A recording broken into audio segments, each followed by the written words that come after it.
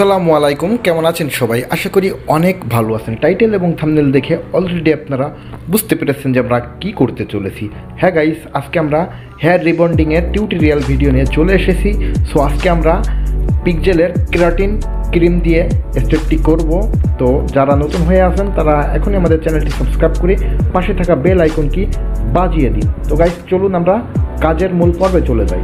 তো দেখছেন, প্রথমেই আমরা স্টুডিও এক্স শ্যাম্পু দিয়ে সুন্দরভাবে চুলগুলা শ্যাম্পু করে নেব।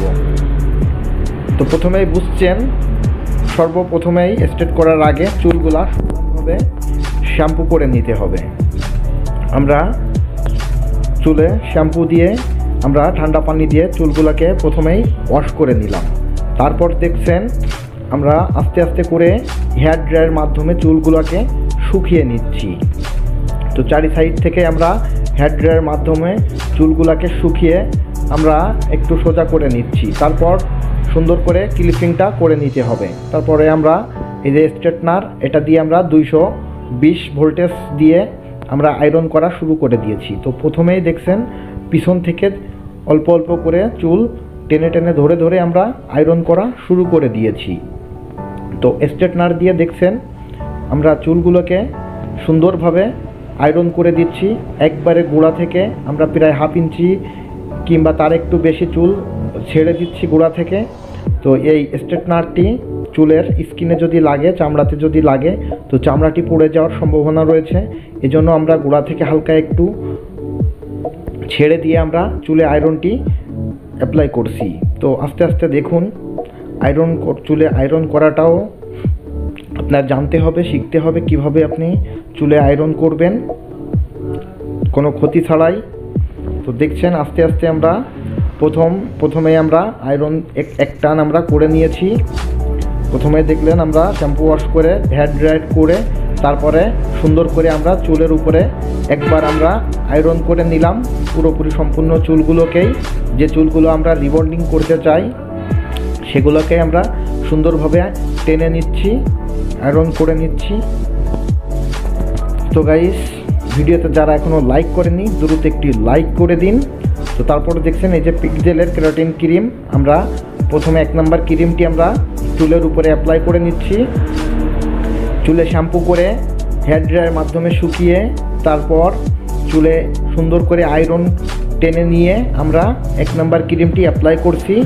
এটা হচ্ছে 2 নাম্বার ক্রিম, এই 2 পিসের ক্রিম, পিকজেল ক্রিম। এটা হচ্ছে 2 পিসের ক্রিম। তো প্রথমে আমরা এক টান দিয়ে আমরা 1 নাম্বার ক্রিমটি 30-35 মিনিট রেখে দিয়েছি। সো তারপরে দেখুন এই যে 30 মিনিট হয়ে গেছে, পিপিটা আমরা খুলে নিলাম। চুলে একটা আলাদা একটা শেপ চলে আসছে দেখছেন। তো আমরা এই চুলগুলোকেও আমরা সুন্দরভাবে শুধুমাত্র পানি দিয়ে ওয়াশ করে নিয়ে আবারও হেয়ার ড্রাই করে আমরা দ্বিতীয় টান শুরু করে দিয়েছি। ক্রিমটাকে ওয়াশ করে চুল সুন্দরভাবে আবারও শুকিয়ে আমরা দ্বিতীয়বারের মতন চুলে আয়রন করা শুরু করে দিয়েছি। এটা হচ্ছে লাস্ট টান, ফিনিশিং টান, 2 নাম্বার টান। এরপরও আরও একটা ক্রিম লাগাইতে হবে। তো অবশ্যই বুঝতে পেরেছেন আমরা কিভাবে চুলটি রিবন্ডিং করছি।